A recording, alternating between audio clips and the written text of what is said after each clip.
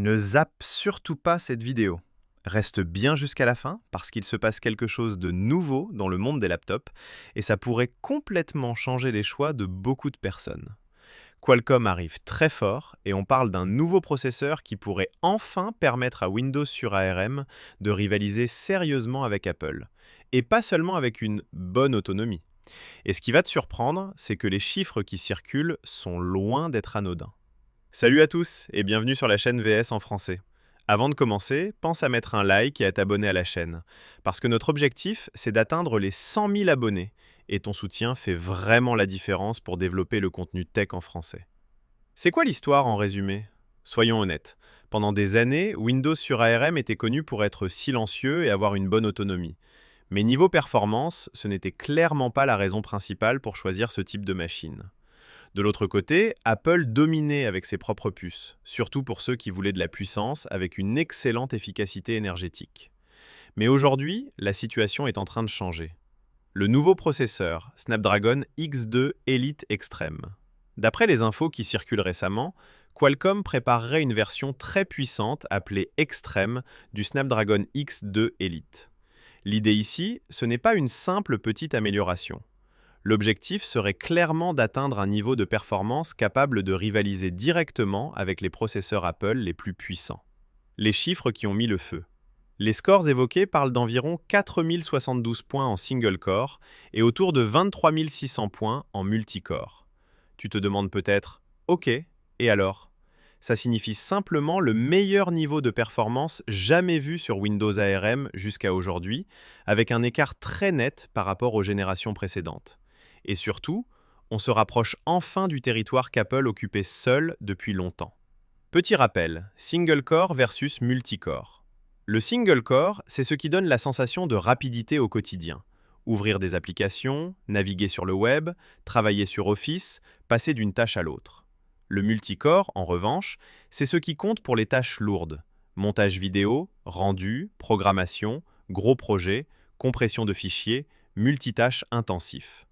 Donc si un processeur est fort dans les deux domaines, ça veut dire que la machine n'est plus seulement pratique, elle devient vraiment puissante. Est-ce que ça rivalise vraiment avec Apple? Ce qui est intéressant, c'est que les rumeurs indiquent que les performances en single core atteignent désormais un niveau comparable aux meilleures puces Apple en termes de ressenti. Et en multicore, certains parlent même de dépasser certaines catégories chez Apple et de se rapprocher du très haut de gamme. Est-ce que ça veut dire que Qualcomm est déjà devant? Pas forcément. Mais une chose est claire, l'écart énorme qu'on connaissait avant se réduit très rapidement. Des specs qui font lever un sourcil. Toujours selon les fuites, la version la plus puissante pourrait aller jusqu'à 18 cœurs, avec une fréquence boost proche des 5 GHz. Et là, il faut bien comprendre. Ce sont des chiffres qu'on associait plutôt à des machines épaisses avec un gros système de refroidissement. Si ce niveau de puissance arrive dans un laptop fin et léger, là, clairement, les règles du jeu changent. Pas un seul modèle, mais toute une gamme. Et ce n'est pas juste une version extrême. On parle d'une vraie famille de Snapdragon X2, avec des versions moins puissantes, plus accessibles, pour toucher un public plus large. Et pour nous, utilisateurs, c'est une excellente nouvelle. Plus de choix, plus de concurrence et plus de marques impliquées. Attention, test précoce, pas des produits finaux. Il faut quand même rester réaliste. Ces chiffres viennent de tests préliminaires, souvent réalisés sur des machines de test, pas sur des modèles finaux qu'on trouvera en magasin. Pourquoi c'est important? Parce que le refroidissement, les limites de consommation et le design du laptop jouent énormément sur les performances. Les scores peuvent baisser un peu, se stabiliser, ou même parfois s'améliorer selon la machine. Mais malgré tout, on ne sort pas de tels chiffres par hasard. Il y a clairement un vrai progrès derrière tout ça. Ce que ça change pour Windows sur ARM. Si Windows sur ARM devient réellement aussi puissant, on parle alors d'une nouvelle expérience.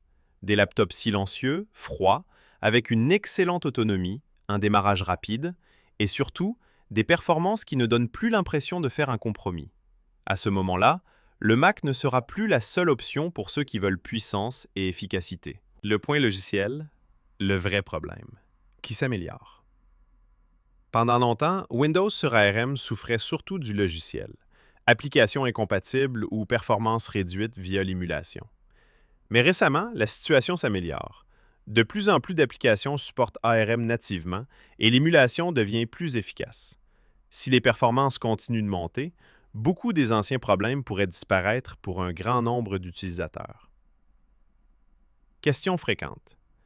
Est-ce que Windows sur ARM est fait pour tout le monde? Ça dépend de ton usage. Si tu utilises des logiciels très anciens ou des pilotes spécifiques, il faut vérifier avant.